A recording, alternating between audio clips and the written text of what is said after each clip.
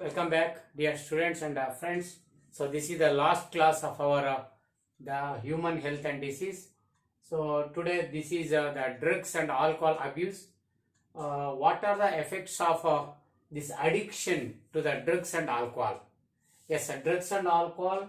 So which form a strong habit in a person by habitual use of these. That is a continuous intake. Okay.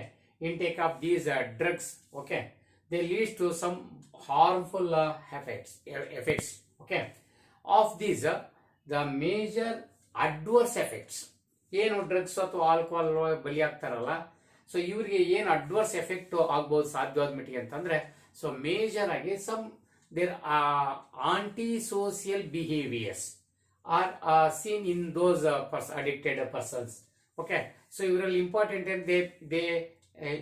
they exhibit a reckless behavior, or they don't know how to behave with elders, with of course ladies, with students, with small children. ಅವ್ರ ಜೊತೆಗೆಲ್ಲ ಹೆಂಗ್ ವರ್ತಿಸ್ಬೇಕಂತ ಗೊತ್ತಿರಲ್ಲ. So reckless behaviour, ವ್ಯಾಂಡಾಲಿಸಮ್, ಗೊತ್ತು ಗುರಿ ಇಲ್ದಲೆ ಸುಮ್ಮನೆ ಅಲಿತಾ ಇರ್ತಕ್ಕಂಥದ್ದು, okay. Lack of interest in personal hygiene, okay. So personal hygiene, ಸ್ವಚ್ಛತೆಯನ್ನ ಇಟ್ಕೊಳ್ತಕ್ಕಂಥದ್ದು, ಸ್ನಾನ ಮಾಡೋದು, ಮುಖ ತೊಳೆಯೋದು, ಹಲ್ಲುಜ್ಜೋದು, ತಲೆ ಬಾಚ್ಕೊಳ್ಳೋದು, ಇವೆಲ್ಲವೂ ಕೂಡ ಅವರಲ್ಲಿ ಅಷ್ಟೊಂದು ನೀಟಾಗಿ ಇರೋದಿಲ್ಲ ಅಥವಾ ರೆಗ್ಯುಲರ್ ಆಗಿರೋದಿಲ್ಲ. ಐಸೋಲೇಷನ್ ಫ್ರಮ್ ದ ಗ್ರೂಪ್, ಫ್ಯಾಮಿಲಿಯಿಂದ, ರಿಲೇಟಿವ್ಸ್ ಇಂದ ಒಬ್ಬನೇ ಐಸೋಲೇಟ್ ಆಗಿದ್ದಕ್ಕೆ ಇಷ್ಟಪಡ್ತಾನೆ. And then aggressive behaviour, rebellion, violent, so ಈ ತರ ಎಲ್ಲ ಬಿಹೇವಿಯರ್ ಇರ್ತವೆ.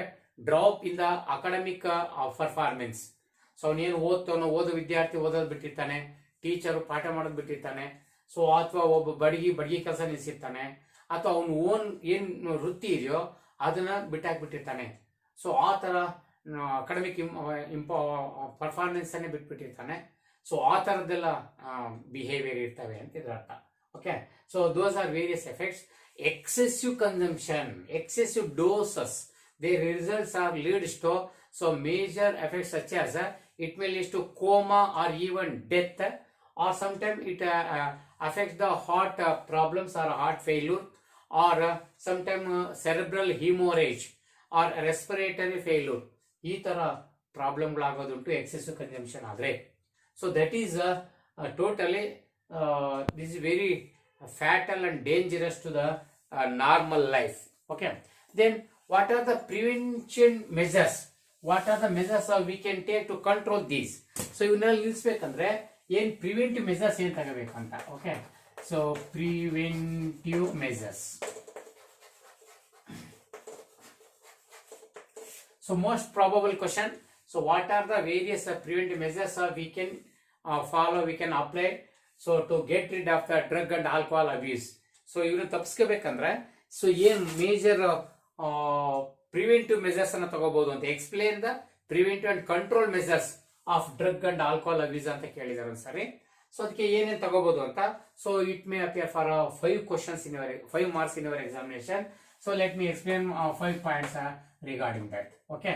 First one ಏನಪ್ಪ ಅಂದ್ರೆ avoid undue peer pressure, undue peer pressure, yes. So what is this avoid undue peer pressure?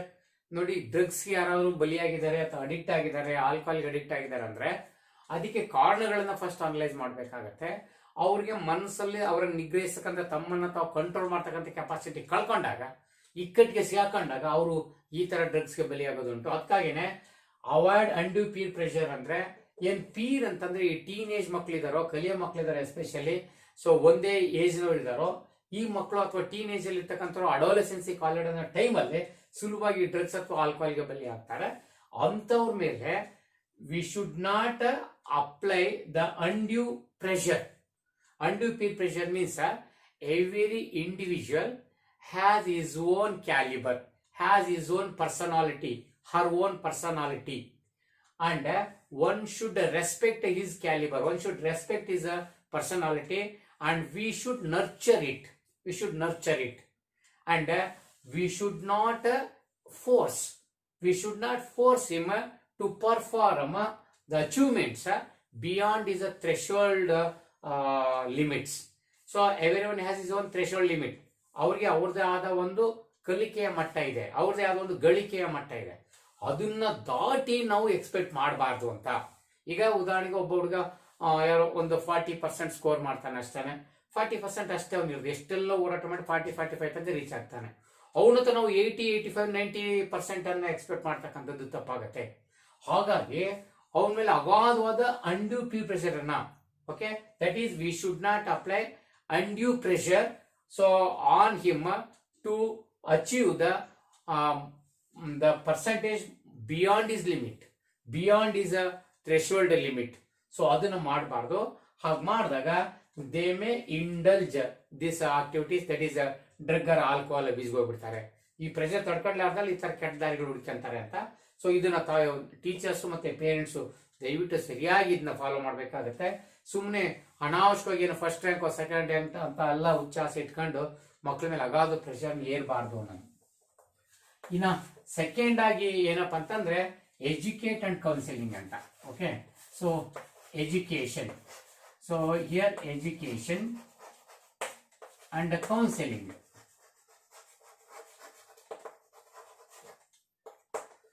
So what is this? We have to educate our children, counseling our children to face the pressure, to face the problems. Okay, we have to prepare our children to face the problems. Okay, to face the tensions.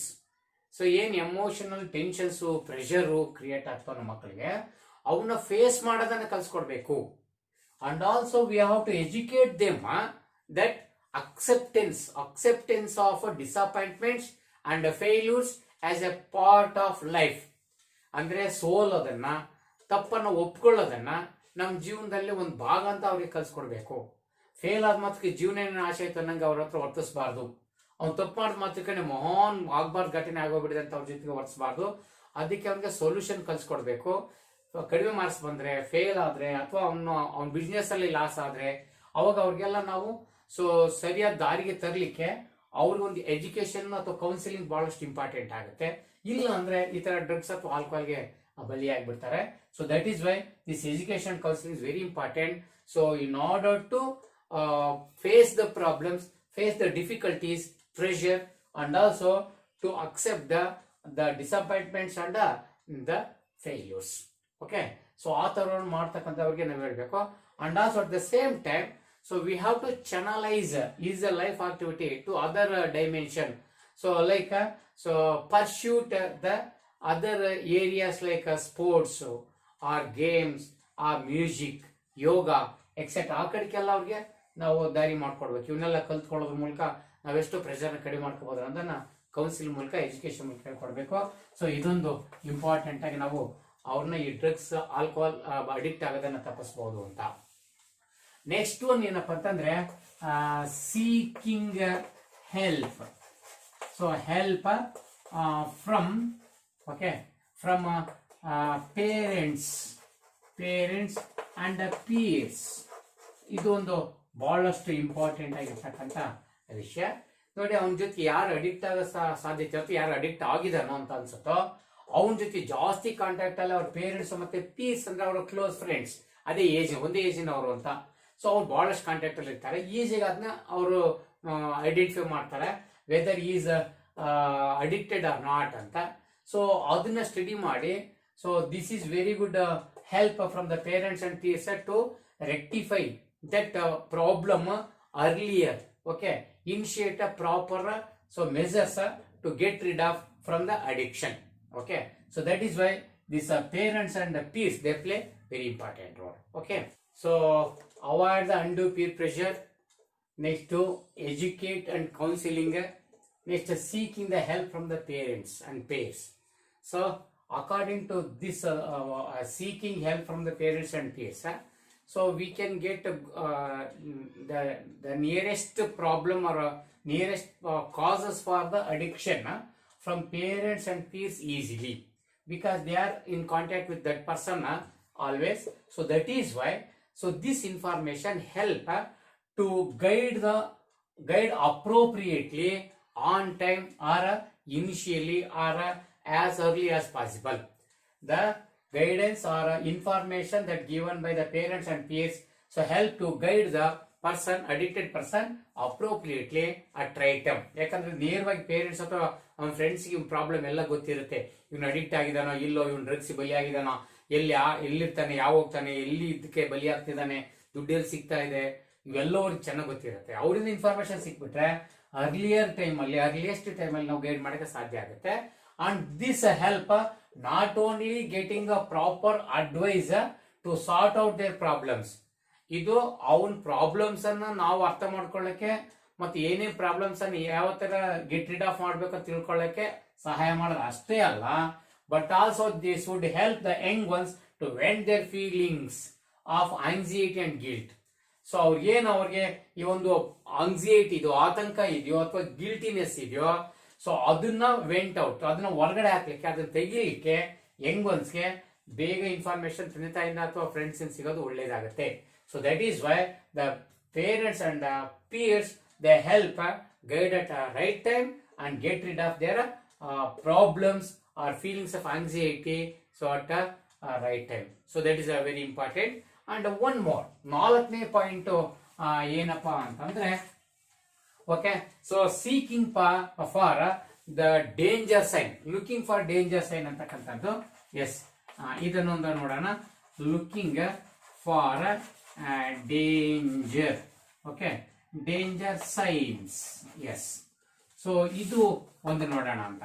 Danger sign ಅಂದ್ರೆ ಅವನ ವರ್ತನೆ ಎಲ್ಲ already ಎಲ್ಲ change ಆಗಿರುತ್ತೆ ಅಂತ ಹೇಳಿದ್ದೆ. Right ಟೈಮ್ಗೆ correct ಮನಿ ಬರ್ತಾ ಇದ್ದ, ಕರೆಕ್ಟ್ ಹೋಗ್ತಾ ಇದ್ದ, ಹೋಮ್ವರ್ಕ್ ಮಾಡ್ತಿದ್ದ, ಅಥವಾ ಫ್ರೆಂಡ್ಸ್ ಜೊತೆಗೆ ಹೋಗ್ಬೇಕು ಹೋಗ್ತಾ ಇದ್ದ, ಎಲ್ಲವೂ ಕೂಡ ಟ್ರಾನ್ಸ್ಪರೆಂಟ್ ಬಿಹೇವ್ ಮಾಡ್ತಾ ಇದ್ದ. ಯಾವಾಗ ಅಡಿಕ್ಟ್ ಆಗಿದ್ದಾನೋ ಅವಾಗ ಅವನ ವರ್ತನೆಯಲ್ಲಿ ಆಗ್ಲಿ ಹೇಳ್ದಂಗೆ, ಸೊ ರೆಕ್ಲೆಸ್ ಬಿಹೇವಿಯರ್ ಆಗಲಿ, ವ್ಯಾಂಡಲಿಸಮ್, ಆಂಗ್ಸೈಟಿ, ರೆಬೆಲಿಯನ್, ಓಕೆ, ವಯೋಲೆಂಟ್ ಆಗಿರೋದು, ಲ್ಯಾಕ್ ಆಫ್ ಪರ್ಸನಲ್ ಹೈಜೀನ್, ಇವೆಲ್ಲವೂ ಕೂಡ ಕಂಡುಬರ್ತವೆ, ಒಂದ್ಕೊಂದ್ ಕಂಡುಬರಕ್ ಶುರು ಆಗ್ತವೆ. ಅವೆಲ್ಲ ಡೇಂಜರ್ ಸೈನ್ಸ್. ಈ ಡೇಂಜರ್ ಸೈನ್ಸ್ ಅನ್ನ teachers and parents, so parents and teachers, they are suitable to identify these danger signs. So and it helps to initiate proper measures, so as early as possible to get rid of the addiction. Peace means the close friends also they bring some danger signs. They show some danger signs of the person, so which would help to rectify it, and we can correct or we can get rid of that addiction as early as possible. Friends also play very important role here, okay, in addition to the teachers and parents. So ಇದು ಒಂದು ಕೂಡ ಒಳ್ಳೇದು. Danger science ಅನ್ನು first ಮಾಡಿದ್ರೆ, ಮೊದ್ಲಂಗೆ ಇವನಿಲ್ಲ, ಮೊದ್ಲಂಗೆ time ಸರಿ ಬರ್ತಾ ಇಲ್ಲ, ಮೊದ್ಲಂಗೆ ಇವನು ವರ್ತನೆ ಮಾಡ್ತಿಲ್ಲ, ಏನೋ ಒಂಥರ ಎಲ್ಲೋ ಮುಳುಗಂಗಿರ್ತಾನೆ, ಏನೋ ಇವನು ವರ್ತನೆ ಚೇಂಜ್ ಇದೆ ಅಂತ ಪೇರೆಂಟ್ಸ್ ಟೀಚರ್ಸ್ ಫಸ್ಟ್ ರೆಕ್ಟಿಫೈ ಮಾಡ್ಕೊಂಡ್ರೆ, ಸೊ ಅದನ್ನ ರೆಕ್ಟಿಫೈ ಮಾಡ್ಲಿಕ್ಕೆ ಅಥವಾ ಬೇಗ ಐಡೆಂಟಿಫೈ ಮಾಡ್ಲಿಕ್ಕೆ, ಅದಕ್ಕೊಂದು ಸೊಲ್ಯೂಷನ್ ಕಂಡಿಡ್ಲಿಕ್ಕೆ ಸೊ ತುಂಬಾ ಈಸಿ ಆಗುತ್ತೆ. ಇದು ಒಂದು. ಅಂಡ್ ಲಾಸ್ಟ್ ಒಂದು ಏನಪ್ಪಾ ಅಂತಂದ್ರೆ, that is seeking help.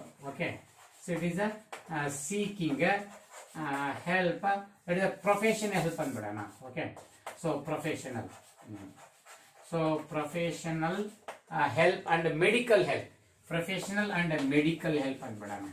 Okay, medical help ಅಂದ್ರೆ in these days regarding this addiction, there are so many solutions are there, so many helps are there. For example, so psychologist, we can take the help of psychologist, that is professional help, and psychiatrist for the treatment, and de-addiction centers are there, rehabilitation centers are there. By taking the proper guidance and help of those, so we can rectify, we can correct this problem by attending the various programs that are conducted by psychologist or psychiatrist, and rehabilitation centers or de-addiction centers. By attending those programs, it is possible to get rid of the problems completely and heading towards a normal life. Okay, that is why the professional and medical help, they play very important role. So in this regard, okay, so ಹಾಗಾಗಿ ಎಷ್ಟೋ ಜನ ಕುಡುಕರನ್ನ ಅಥವಾ drug addict ಆಗಿರೋರ್ನ D-addiction ಸೆಂಟ್ರಿಗೆ, ನಶೆ ನಿರೋಧಕ ಕೇಂದ್ರಗಳು ಅಂತ ಇರ್ತವೆ, ಸೊ ಅವಕ್ಕೆ ಸೇರಿಸಿದ್ರೆ ಅಲ್ಲಿ ಇವನ್ನ ಸೈಂಟಿಫಿಕಲ್ಲಿ ಟ್ರೀಟ್ ಮಾಡ್ತಾ, ಮೆಡಿಕಲ್ಲಿ ಹೆಲ್ಪ್ ಅನ್ನ ಕೊಡ್ತಾ, ಸೊ ಅದರಿಂದ ಏನು ಅಡಿಕ್ಟ್ ಆಗಿರೋದ್ರಿಂದ ಹೊರ ತರಕ್ಕೆ ಸಾಧ್ಯ ಆಗುತ್ತೆ, ನಾರ್ಮಲ್ ಲೈಫಿಗೆ ಸಾಧ್ಯ ಆಗುತ್ತೆ. These are various preventive measures to get rid of the addiction from drugs and alcohol. Okay friends, so this is about the 8th chapter. General ವಿಷಯಗಳೆಲ್ಲ ಇರ್ತದೆ. ಸೊ ಎಷ್ಟು ಬುಕ್ಕಿಂದ ಪಾಯಿಂಟ್ಸ್ ಅನ್ನ ತಗೊಳ್ಳೋದು ಅಥವಾ ನೋಟ್ಸ್ ಏನು ಕೊಟ್ಟಿರೋದನ್ನ ಪಾಯಿಂಟ್ಸ್ ತಗೊಂಡು 5 ಮಾರ್ಕ್ಸ್ ಬರೀಬೇಕು. ಅಟ್ಲೀಸ್ಟ್ ಒಂದೊಂದರಲ್ಲಿ 2 ಸೆಂಟೆನ್ಸ್ ಅದು ಬರೀಬೇಕಾಗತ್ತೆ. ಬರೆದು ನೀವು 5 ಮಾರ್ಕ್ಸ್ ಗಳಿಸಕ್ಕೆ ರೆಡಿ ಮಾಡ್ಕೊಳ್ಳಿ. Thank you friends. ಸೊ ಈಗ ನೆಕ್ಸ್ಟ್ 9ನೇ ಚಾಪ್ಟರ್ ಏನಿತ್ತು, strategies in the enhancement of food production ಇತ್ತಲ್ಲ, ಆ ಚಾಪ್ಟರ್ನ ಸದ್ಯಕ್ಕೆ ಈಗ ತೆಗೆದಿದ್ದಾರೆ. ಸೊ ಹಾಗಾಗಿ ನಾವೀಗ ನಾನು 10th ಚಾಪ್ಟರ್ಗೆ ಹೋಗ್ತಾ ಇದ್ದೀನಿ. 10th chapter microbes in human welfare. Okay, welcome. Yes, so 10th chapter microbes in human welfare. This is also one of the easy chapter. We can score well by this chapter. Yes, as you know that microbes, these are the organs which could not be seen through the naked eyes. So we can see them through the microscope, okay, other devices, okay. So that is why these microbes, as we studied in the 8th chapter, human health and diseases, microbes, those are pathogens which can disturb our normal life, which can cause various diseases, okay. So according to 8th chapter, but the microbes, not only the pathogens, not only the disease causing organs, some of the microbes, they are very useful to the human society, so in one or another way. So that is why we are going to discuss about how the microbes, they are very useful to the human society. So ಹೇಗೆ useful ಆಗಿರಂತ ನೋಡ್ಬೇಕಾಗತ್ತೆ. ಯಾಕಂದ್ರೆ microbes ಇಲ್ದಲೆ ನಾವು ಬದುಕಕ್ಕಾಗಲ್ಲ, ಅಷ್ಟು ಮಟ್ಟಿಗೆ ಅವು ನಮ್ಮ ಜೊತೆಗೆ ಬರ್ತಿದಾವೆ. Microbes ಅಷ್ಟೊಂದು useful, helpful ಕೂಡ ಇದಾವೆ. ಏನೆಲ್ಲ ಯೂಸಸ್ ಇದೆ ಮೈಕ್ರೋಬ್ಸ್ ಅಲ್ಲಿ ಅಂತ ನಾವೀಗ ನೋಡಕ್ ಹೋಗೋಣ. ಸೊ ಮೈಕ್ರೋಬ್ಸ್ ಅಲ್ಲಿ ನಿಮ್ಗೆ ಗೊತ್ತಿರೋ ಹಾಗೆ ಏನು, ಮೈಕ್ರೋಬ್ಸ್ ಅಲ್ಲಿ ವೈರಸಸ್, ಓಕೆ. ಸೊ ವೈರಸಸ್ ಇದೆ, then bacteria, yes. So various bacteria ಇದೆ. Next fungi, so some fungi ಇದಾವೆ. ಆಮೇಲೆ ಪ್ರೋಟೋಸೋವನ್ಸ್, ರೈಟ್. ಸೊ ಪ್ರೋಟೋಸೋವನ್ಸ್ ಇದೆ. ಇವೆಲ್ಲ major micro organisms. In addition to that, we can quote after virus viroids, okay. So viroids, and then prions, okay, prions. So these are the proteinaceous infectious molecules. So these are proteinaceous infectious agents. So those are the prions. ಇವೆಲ್ಲವೂ ಕೂಡ micro organisms ಅಲ್ಲಿ ನೋಡ್ತಿದೀವಿ. So these some of them are, of course, they are pathogens which can cause so many types of diseases what we have discussed. So but some of them are very useful for human society. So how do the microbes play a friend of the human? Let me explain. So by considering different fields, first one, the role of microbes in the production of household products. So adana first discuss ಮಾಡೋಣ.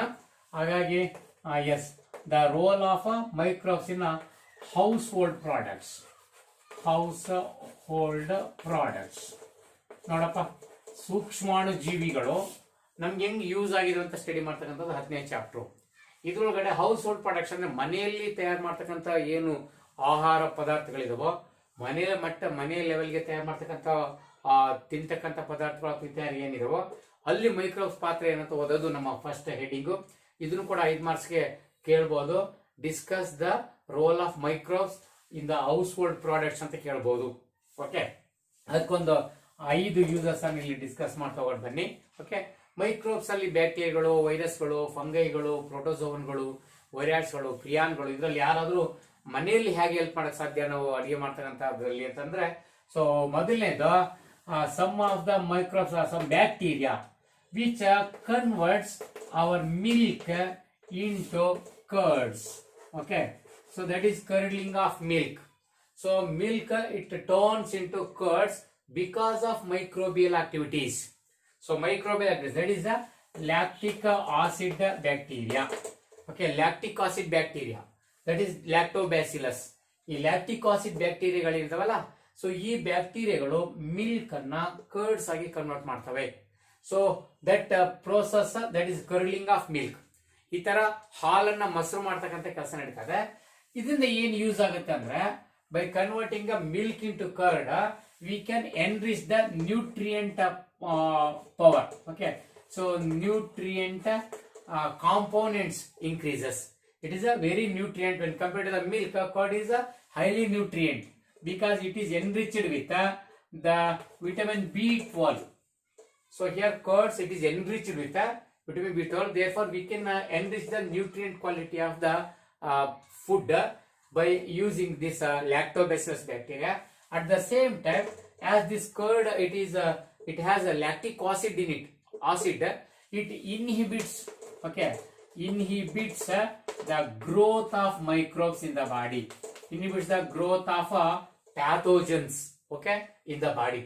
So that is why milk is better than curds in two respects. So nutritive quality ಜಾಸ್ತಿ ಮಾಡುತ್ತೆ, ಆಮೇಲೆ microbes body ಒಳಗಡೆ ಬೆಳೆಯ growth rate ಅನ್ನ ಕಡಿಮೆ ಮಾಡಿಸುತ್ತೆ. ಹೀಗಾಗಿ curds ನಮಗೆ ಬಹಳ ಅನುಕೂಲ ಆಗುತ್ತೆ. ಇದು ಒಂದು ಯೂಸ್ ಲ್ಯಾಕ್ಟೋಬ್ಯಾಸಿಲಸ್ ಬ್ಯಾಕ್ಟೀರಿಯಾದಿಂದ. ಅಷ್ಟೇ ಅಲ್ಲದೆ this curd is used as inoculum. It is as inoculum, that is a starter. Starter, ಹೆಪ್ಪಾಕ್ಲಿಕ್ಕೆ. So a small amount of curd is added to the milk during the curdling process, where this curd, it begins the process of curdling. Therefore, it is called inoculum. ಇದನ್ನ ಇನಾಕುಲಮ್ ಅಂತ ಕರಿತೀವಿ. ಇದೇ ತರ ಇನಾಕುಲಮ್ ನ CH treatment ಅಲ್ಲಿ next ವಿಡಿಯೋದಲ್ಲಿ ಮಾತಾಡೋಣ. So ಈ ತರ ಕರ್ಡ್ ನ ಇನಾಕುಲಮ್ ಕೂಡ ಬಳಸ್ತೀವಿ. So this is one very useful activity of microbes. Here lactobacillus play it's a role. ಇದು ಒಂದಾಯ್ತು. ಇನ್ನು ಎರಡನೇದು ಏನಪ್ಪಾ ಅಂದ್ರೆ, ಸೊ ದಟ್ ಈಸ್ ಡಫ್. ಇದನ್ನ ಡೋ ಅಂತ ಓದ್ಬೇಕು. Actually dough that is use in the manufacture of idli and dosa.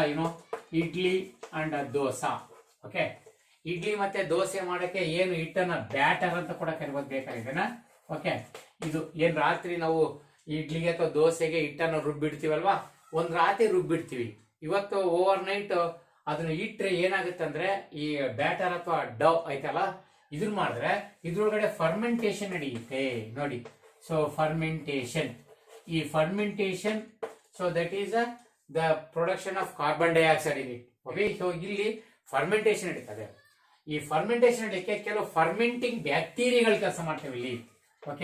So ಫರ್ಮೆಂಟಿಂಗ್ ಬ್ಯಾಕ್ಟೀರಿಯಾಗಳು, ಆ ಬ್ಯಾಕ್ಟೀರಿಯಾಗಳ ಬಗ್ಗೆ ನಮ್ಮಲ್ಲಿ ಏನ್ ಮೆನ್ಷನ್ ಮಾಡಿಲ್ಲ. ಇಲ್ಲಿ ಇಡ್ಲಿ ಅಂಡ್ ದೋಸಾ, ಸೊ ಇವು ಡಫ್ ಇಂದ ಏನ್ ಮಾಡ್ತಿದ್ವು, ಡೋ ಇಂದ ಏನ್ ಮಾಡ್ತಾ ಇದ್ವಲ್ಲ, ಇಲ್ಲಿ ಫರ್ಮೆಂಟಿಂಗ್ ಬ್ಯಾಕ್ಟೀರಿಯಾಗಳಿದ್ದಾವೆ. ಈ ಲ್ಯೂಕೋನಾಸ್ಟಾಕ್ ಅಂತ, ಸ್ಟ್ರೆಪ್ಟೋಕಾಕಸ್ ಅಂತ ಆ ಬ್ಯಾಕ್ಟೀರಿಯಾಗಳಲ್ಲಿ ಕೆಲಸ ಮಾಡೋದುಂಟು. ಸೊ ಒಟ್ಟಿನಲ್ಲಿ ಅವು ಫರ್ಮೆಂಟಿಂಗ್ ಬ್ಯಾಕ್ಟೀರಿಯಾಗಳು ಬಂದು ಫರ್ಮೆಂಟೇಶನ್ ನಡೆಸ್ಕೊಡ್ತವೆ.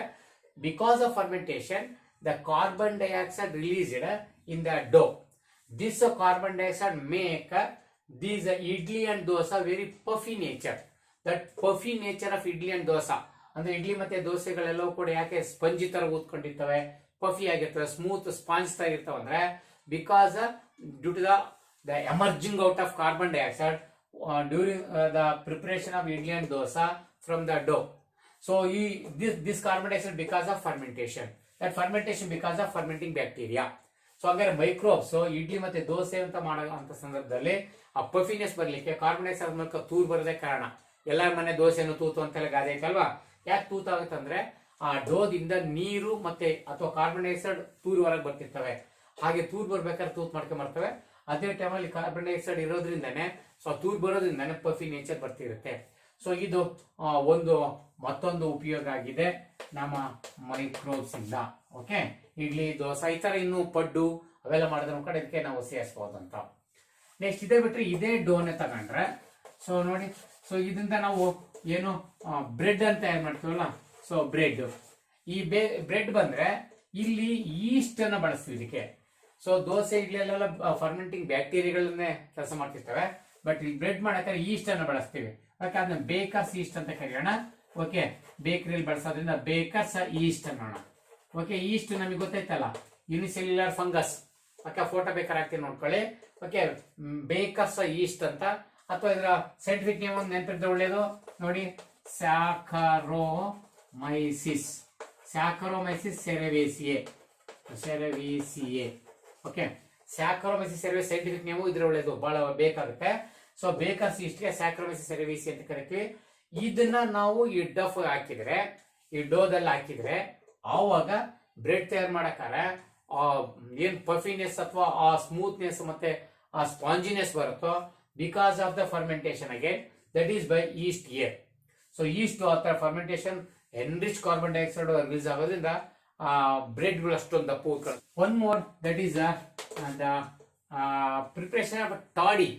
ನೀವು ಟಾಡಿ ಗೊತ್ತಿರ್ಬೋದು. ಇಲ್ಲಿ ಪಾಮ್ ನೋಡಿ, palm PALM, okay, palms sap, okay. So it can be converted into ಟಾಡಿ, okay. So ಟಾಡಿ a traditional drink, it is A traditional drink ಅದು, ಓಕೆ. ಸೊ ಹೆಂಡ ತಯಾರು ಮಾಡ್ತಕ್ಕಂಥದ್ದು ಅಂತ. ಇದು ಪಾಮ್ಸ್ ಅಂದ್ರೆ ತೆಂಗಿ ಮರ, ಈಚಲು ಮರ, ಅವೆಲ್ಲ ಕೂಡ ಪಾಮೇಸೆ ಫ್ಯಾಮಿಲಿ. ಆ ಪಾಮ್ಸ್ ತೆಂಗಿ ಮರ ಅಥವಾ ಈಚಲು ಮರದಿಂದ ಏನ್ ನೀರ ಅಂತ ಹೇಳಿಸ್ತಾರಲ್ವಾ, ಗೊತ್ತಿರ್ಬೇಕು ನಿಮ್ಗೆ. ಆ ನೀರನ್ನ ನಾವು ಪಾಮ್ಸ್ ಸ್ಯಾಪ್ ಅನ್ಬೇಕು, ಅಲ್ಲಿಂದ ಮರದಿಂದ ತೆಗೆದ್ರೆ ರಸ ಅದು. ಇದು ಆಕ್ಚುಲಿ ಏನು ಒಂದು ನಮ್ಮ ಕಾರ್ಬೋಹೈಡ್ರೇಟ್ ಗ್ಲೂಕೋಸ್ ತರ, ಸೊ ಅಥವಾ ನಮ್ಮ ಏನು ಶುಗರ್ ಇದು, ಇದನ್ನ ಫರ್ಮೆಂಟೇಶನ್ ಒಳಪಡಿಸ್ತಕ್ಕಂಥದ್ದು. ಸೊ ಇದನ್ನ ಅದೇ ಫರ್ಮೆಂಟಿಂಗ್ ಬ್ಯಾಕ್ಟೀರಿಯಾ. ಒಂದು ಸೆಕೆಂಡ್, ಓಕೆ. ಇಲ್ಲೇನು ದೋಸೆ ಇಡ್ಲಿ ಬಳಸಿದ್ವಲ್ಲ, ಅದೇ ತರ ಫರ್ಮೆಂಟಿಂಗ್ ಬ್ಯಾಕ್ಟೀರಿಯಾಗಳು ಇಲ್ಲಿ ಕೆಲಸ ಮಾಡ್ತವೆ. ಓಕೆ. ಈ ಫರ್ಮೆಂಟಿಂಗ್ ಬ್ಯಾಕ್ಟೀರಿಯಾಗಳು ಇವಕ್ಕೂ ಕೂಡ ನಮ್ಮ ಬುಕ್ಕಲ್ಲಿ ಯಾವುದೇ ಫರ್ಮೆಂಟಿಂಗ್ ಬ್ಯಾಕ್ಟೀರಿಯಾಗಳಿಗೆ ಹೆಸರು ಕೊಟ್ಟಿಲ್ಲ. ಏನಿಹೋ ಕೆಲವು ಬ್ಯಾಕ್ಟೀರಿಯಾಗಳನ್ನ ನಾವು ಹೇಳ್ಬಹುದು. ಫಾರ್ ಎಕ್ಸಾಂಪಲ್ ಬ್ಯಾಸಿಲಸ್ ಸೇರಿಯಸ್ ಅಂತ ನೋಡಿ, ಬ್ಯಾಸಿಲಸ್ ಸೇರಿಯಸ್ ಅಂತಿದೆ. ಸೊ ಇದು ಸೇರಿಯಸ್. ಸೊ ಈ ತರದ ಕೆಲವು ಬ್ಯಾಕ್ಟೀರಿಯಾಗಳನ್ನ, ಅದೇ ತರ ಬ್ಯಾಸಿಲಸ್ ಸ್ಪೀರಿಕಸ್ ಅಂತ ಇದೆ, ಹೆಸರು ಬೇಕಾಗಲ್ಲ ನಮ್ಗೆ, ಇಲ್ಲೆಲ್ಲ ಬಿಟ್ಬಿಡೋಣ. ಓಕೆ. ಫರ್ಮೆಂಟಿಂಗ್ ಬ್ಯಾಕ್ಟೀರಿಯಾಗಳು which convert this palms sap into toddy a traditional drink. Okay. ಇದು ಟ್ರೆಡಿಷನಲ್ ಡ್ರಿಂಕ್ ಆಗಿ ಸೊ ಬಳಸ್ತಾರೆ ಇದನ್ನ. ಇದೆಲ್ಲ ನಮ್ಮ ಹೌಸ್ ಹೋಲ್ಡ್ ಪ್ರಾಡಕ್ಟ್ ಅಲ್ಲಿನೇ ಸೇರಿಸ್ತಕ್ಕಂಥದ್ದು. ಈ ಹೆಂಡ ತಯಾರು ಮಾಡ್ತಕ್ಕಂಥದ್ದು, ಕಳ್ಬಟ್ಟಿ ತಯಾರು ಮಾಡೋದು, ಹೆಂಡ ತಯಾರು ಮಾಡೋದು ಎಲ್ಲ ಕೇಳಿರ್ಬೋದು ನೀವು ಅಲ್ಲೆಲ್ಲ. ಸೊ ಇದೇ ಫರ್ಮೆಂಟಿಂಗ್ ಬ್ಯಾಕ್ಟೀರಿಯಾಗಳು ಹೆಲ್ಪ್ ಮಾಡ್ತಿರ್ತವೆ ಸೊ ಇದನ್ನ ಮಾಡ್ಲಿಕ್ಕೆ. Okay. So this is also by our bacteria. ನೋಡಿ, ಬ್ಯಾಕ್ಟೀರಿಯಾ ಬ್ಯಾಸಿಲಸ್ ಸೀರಿಯಸ್ ಅಂತಾನೋ, ಬ್ಯಾಸಿಲಸ್ ಸ್ಪೀರಿಕಸ್ ಅಂತಾನೋ ಆಯ್ತಲ್ಲ. ಸೊ ಇವೆಲ್ಲ ಕೂಡ ಇದಕ್ಕೆ ಸಹಾಯ ಮಾಡ್ತಾವಂತ. And one more point, fifth point we can discuss under household products. So that is a preparation of a cheese. Okay. ಅದ್ರಗನ ಸ್ವಿಸ್ ಚೀಸ್ ಅಂತ ನೀವು ಕೇಳಿರ್ಬೇಕು. ಸ್ವಿಸ್ ಚೀಸ್ ಅಂತ, ಓಕೆ. ಗಿಣ್ಣ. ಸೊ ಗಿಣ್ಣು ಅಥವಾ ಗಿಣ್ಣ ಅಂತಿರಲ್ಲ, ಗಿಣ್ಣ ತಯಾರು ಮಾಡ್ತಕ್ಕಂಥ Swiss cheese is a world famous cheese for its puffiness. ಇದು ಯಾಕಷ್ಟೊಂದು ಫೇಮಸ್ ಇದೆ ಅಂತಂದ್ರೆ, ಈ ಸ್ವಿಸ್ ಚೀಸ್ ವರ್ಲ್ಡ್ ಅಲ್ಲೇನೆ famous because of its a good texture, taste and then flavour. ಕೆಲವು ಚೀಸ್ಗಳು ಟೆಕ್ಸ್ಚರ್ಗೆ, ಕೆಲವು ಫ್ಲೇವರ್ಗೆ, ಕೆಲವು ಟೇಸ್ಟಿಗೆ, ಹಾಗೆಲ್ಲ ಫೇಮಸ್ ಇದಾವೆ. ಇದರ ಪಫಿನೆಸ್ಗೆ ಅಥವಾ ಟೆಕ್ಸ್ಚರ್ಗೆ ಅಷ್ಟು famous Swiss cheese because of a large number of holes. Large holes R formed, large holes which results in the formation of the puffiness. So that is due to the large holes. So ಈ large holes ಯಾಕಂದ್ರೆ because of releasing of a high rate of carbon dioxide. That is because of one of the microorganism that make it. So that bacteria very important here. Examples ಅಲ್ಲಿ ಕೇಳಿದ್ವಿ.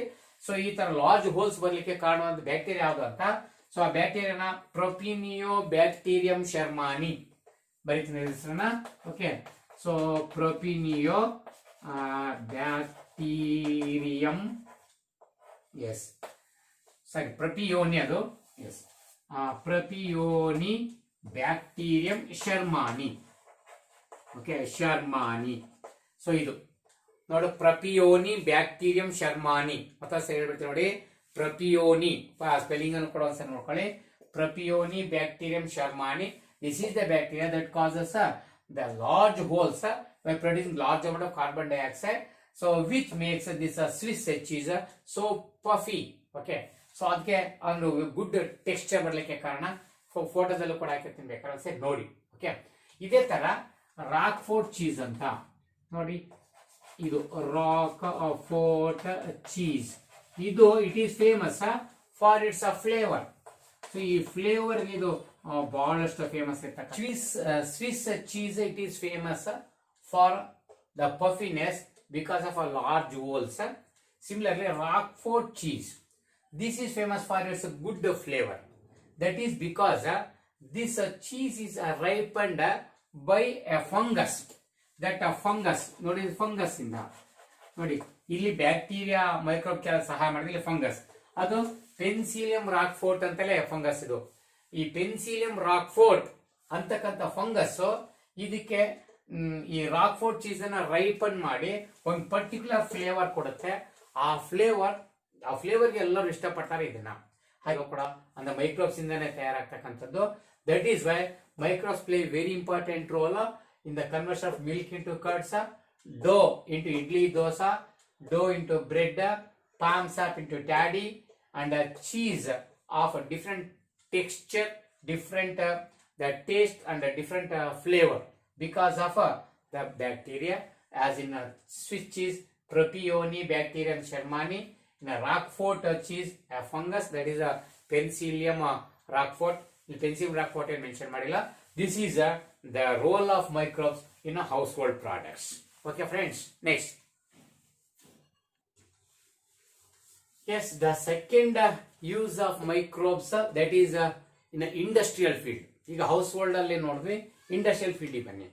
Industrial field ಬಂದ್ರೆ the production of the products in large scale, commercial scale ಅಲ್ವಾ. So ಇಲ್ಲೂ ಕೂಡ microbes they play an immense role the production of various industrial products. So ಅದರಲ್ಲೂ ಕೂಡ 5 marks ಕೇಳ್ತೀವಿ. ಹಾಗೆ ಇಂಡಸ್ಟ್ರಿಯಲ್ ಪ್ರಾಡಕ್ಟ್ಸ್ ಅಲ್ಲಿ ಇಲ್ಲಿ ಏನೇನನ್ನ ಮೆನ್ಷನ್ ಮಾಡಬಹುದು, ನೋಟ್ ಮಾಡಬಹುದು ನೋಡ್ಕೊಂಬರ್ರಿ. ಫಸ್ಟ್ ಒನ್ ಫರ್ಮೆಂಟೆಡ್ ಬಿವರೇಜಸ್ ಬಗ್ಗೆ ಹೇಳೋಣ. Okay, fermented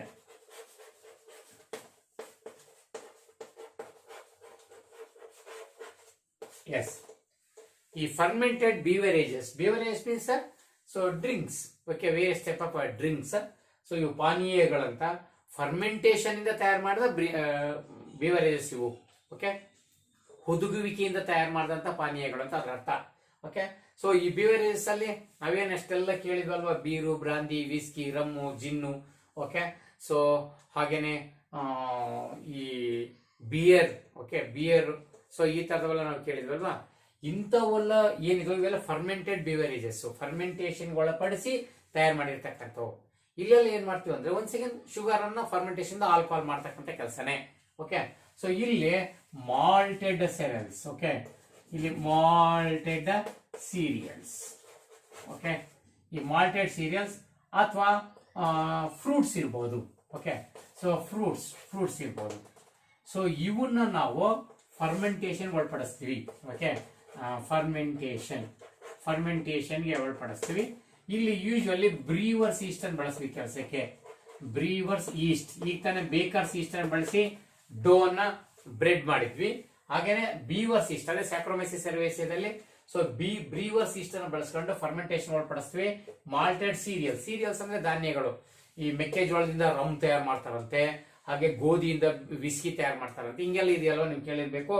rum, whisky, brandy ಇವೆಲ್ಲವೂ ಕೂಡ ಬಿವರೇಜಸ್ ಅಂತಾನೆ. ಇವೆಲ್ಲ ಫರ್ಮೆಂಟೆಡ್ ಬಿವರೇಜಸ್ ಅಂತಾನೆ. ಈ ಫರ್ಮೆಂಟೇಷನ್ ತಯಾರು ಮಾಡಿರ್ತಕ್ಕಂಥವನೇ. ಇಲ್ಲೆಲ್ಲ ಏನ್ ಈ ಮಾಲ್ಟೆಡ್ ಸೀರಿಯಲ್ಸ್ ಅಂತ ಇವೆಲ್ಲ ಶುಗರ್ಗಳು. ಓಕೆ, ಶುಗರ್, ಗ್ಲೂಕೋಸ್ ಇರ್ತಕ್ಕಂಥದ್ದು. ಫ್ರೂಟ್ಸ್ ಶುಗರ್ ಅಷ್ಟೇ, ಇದು ಫ್ರಕ್ಟೋಸ್ ಇರ್ತಕ್ಕಂಥದ್ದು. ಈ ಗ್ಲೂಕೋಸ್ ಅಥವಾ ಫ್ರಕ್ಟೋಸ್ ಇದೆಯಲ್ಲ, ಇದನ್ನ ಫರ್ಮೆಂಟೇಷನ್ ಒಳಪಡಿಸೋದು. ಓಕೆ, ನಮ್ಗೆ ಗೊತ್ತಿದೆಯಲ್ಲ ಏನೋ C6H12O6 ಇದೆಯಲ್ಲ, ಇದನ್ನ ಫರ್ಮೆಂಟೇಷನ್ ಅಂದ್ರೆ without oxygen, in the absence of oxygen it break down into so ethyl alcohol C2H5 okay OH along with the carbon dioxide. Okay, CO2. So ಇದು fermentation process. ಇಲ್ಲೆಲ್ಲ ಭಾಗವಹಿಸ್ತಕ್ಕಂಥ ಫರ್ಮೆಂಟಿಂಗ್ ಬ್ಯಾಕ್ಟೀರಿಯಾಗಳಿರ್ಬೋದು ಅಥವಾ ನಮ್ಮ ಈಸ್ಟ್ ಇರ್ಬೋದು. ಸೊ ಅಲ್ಲಿನ ಡೋ ಅನ್ನ ನಾವು ಏನು ಇಡ್ಲಿ ದೋಸೆ ಮಾಡಿದ್ವಿ ಅಥವಾ ಡೋ ಇಂದ ಬ್ರೆಡ್ ಮಾಡಿದ್ವಿ, ಸೇಮ್ ಫರ್ಮೆಂಟೇಷನ್ ಪ್ರೊಸೆಸ್ ಇಲ್ಲಿ. ಸೊ ಮಾಲ್ಟೆಡ್ ಸೀರಿಯಲ್ಸ್ ಅಥವಾ ಫ್ರೂಟ್ ಜ್ಯೂಸ್ಗಳಿದಾವೆ, ಅದಕ್ಕೆಲ್ಲ ಕೂಡ ಗ್ಲೂಕೋಸ್ ಅಥವಾ ಫ್ರಕ್ಟೋಸ್ ಶುಗರ್ಸ್ ಇದೆ. ಇವನ್ನ ವಿತೌಟ್ ಆಕ್ಸಿಜನ್ ಫರ್ಮೆಂಟೇಷನ್ ಒಳಪಡಿಸಿದ್ರೆ ಇಂದ ಆಬ್ಸೆನ್ಸ್ ಆಫ್ ಆಕ್ಸಿಜನ್ ಅಲ್ಲಿ ಸೊ ಅನಿರೋಬಿಕ್ ರೆಸ್ಪಿರೇಷನ್ ರಿಯಾಕ್ಷನ್ ಒಳಪಡಿಸಿದ್ರೆ ಆವಾಗ ಈಥೈಲ್ ಆಲ್ಕೋಹಾಲ್ ತಯಾರಾಗ್ತದೆ. ಸೊ ಈಥೈಲ್ ಆಲ್ಕೋಹಾಲ್ ತಯಾರು ಮಾಡ್ತಕ್ಕಂಥದ್ದು ಅಂದ್ರೆ ಈಥೈಲ್ ಆಲ್ಕೋಹಾಲ್ ಅಥವಾ ಎಥನಾಲ್ ಅನ್ಬೋದಾ? Yes, ethanol. ಸೊ ಇದನ್ನೇ ನಾವೇನಂತ ಕರಿತೀವಿ ಅಂತಂದ್ರೆ ಫರ್ಮೆಂಟೇಷನ್ ಅಂತ. ಓಕೆ, ಸೊ ಫಸ್ಟ್ ಇಯರ್ ಓದಿ ನಾವು ಫರ್ಮೆಂಟೇಷನ್ ಅಂತ ಚೆನ್ನಾಗಿ ಓದ್ಕೊಂಡಿದ್ವಲ್ಲ. So here malted cereals or fruits, they are taken in large stainless steel tankers, those are called fermenters. ಅವನ್ನ ಫರ್ಮೆಂಟರ್ ಟ್ಯಾಂಕ್ ಅಂದ್ರೆ ಬುಕ್ ಅಲ್ಲಿ ಫೋಟೋ ಕೊಟ್ಟಿದ್ದಾರೆ ನೋಡಿ. ಸೊ ಫರ್ಮೆಂಟರ್ ದೊಡ್ಡ ಫೋಟೋ ಕೊಟ್ಟಿದ್ದಾರೆ.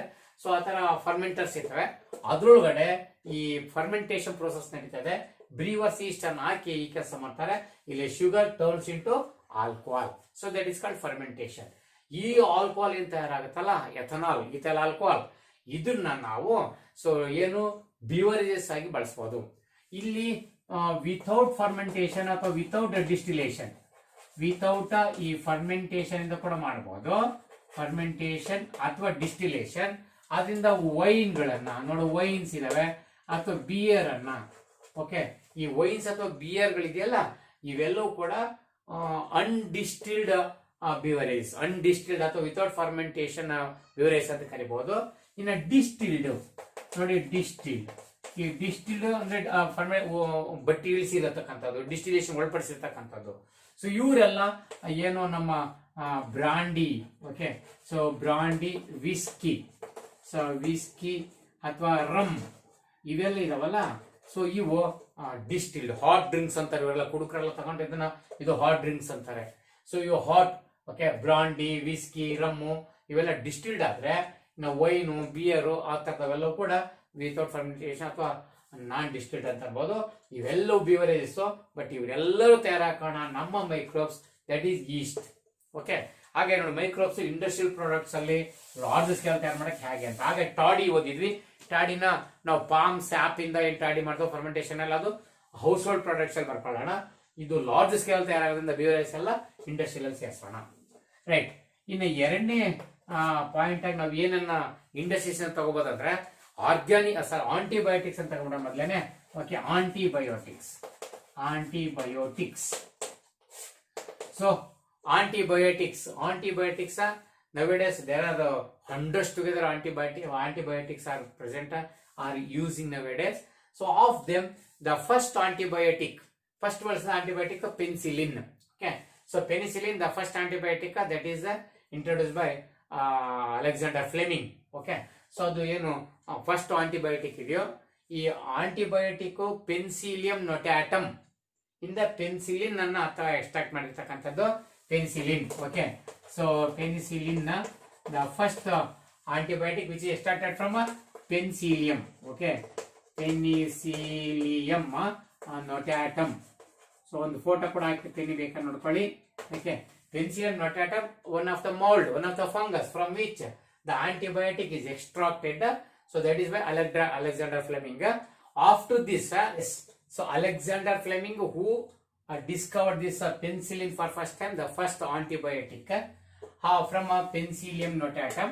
However, it is established its full potential as an effective antibiotic by Ernest Chain and Flore.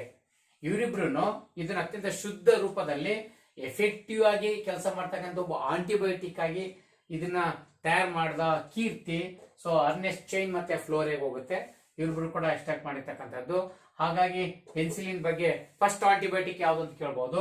ಅಥವಾ Ernst ಫ್ಲೋರೆ ಅವರ contribution ಅಂದ್ರೆ they established it's full potentiality of the penicillin as an effective antibiotic. So ಅದನ್ನ extract ಮಾಡೋದ್ರಲ್ಲಿ ಇವರು ಪಾತ್ರ ವಹಿಸಿದ್ದು. ಇದೇ ಒಂದು ಕ್ವಶನ್ ಅನ್ನ ನಾವು ಸೆಕೆಂಡ್ ವರ್ಲ್ಡ್ ವಾರ್ ಅಲ್ಲಿ ಸೊ ವೂಂಡೆಡ್ ಸೋಲ್ಜರ್ ನ ಟ್ರೀಟ್ ಮಾಡ್ಲಿಕ್ಕೆ ಬಳಸಿದಂತ ಔಷಧಿ ಯಾವುದು ಅಂತ ಒಂದ್ಸರಿ ಕೇಳಿದ್ದಾರೆ. ಅದು ಪೆನ್ಸಿಲಿನ್ ಆಂಟಿಬಯೋಟಿಕ್. ಪೆನ್ಸಿಲಿನ್ ಡಿಸ್ಕವರಿ ಎಲ್ಲ ಬಹಳ interesting story. Alexander Fleming life history ಓದಿದ್ರೆ ನಿಮ್ಗೆ ಸಿಗುತ್ತೆ, ನೋಡ್ಕೋಬಹುದು. ಆಂಟಿಬಯೋಟಿಕ್ಸ್ ಅಂದ್ರೆ ಏನು ಇವೆಲ್ಲ? Anti means opposite, bio means living organs. That means they inhibit. These are the chemical substances that are obtained from certain microorganisms.